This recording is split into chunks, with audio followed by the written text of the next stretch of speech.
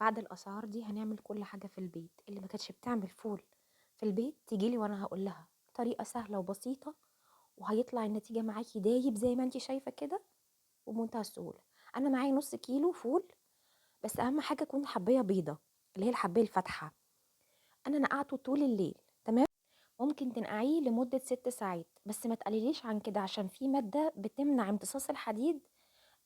كل ما تزوّد مدة النقع، كل ما المادة دي بتروح. معايا نُص كوباية من الفول المدشوش، و3 معالق من العدس الأصفر. أنا باستعمل الفول المدشوش في الفول عشان أدّي سماكة للمَيّة من غير ما أحط رز ولا دقيق ولا أي حاجة.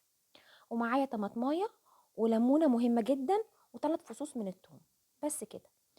أنا هادمّس الفول في الحلة، اللي ما عندهاش دمّاسة مش مشكلة، وهيطلع أبيض معاكِ ومش هيغمق. أحط كل المكونات بتاعتي في الحلة، وهاجيب الليمونة وهاعصرها، دي هتمنع سواد الفول والأكسدة اللي أنتِ بتشوفيها. وهانزل برضه بالقشرة، ما تخافيش مش هتمرر. ما تخافيش، إحنا كده هنشيلها في الآخر. ودي معلقة من الكمون، وهانزل عليه بمَيّة مغلية هاغطيه من البداية. هاحط كمية مَيّة كويسة عشان أنا مش عايزة أكشف كل شوية الحلة دي.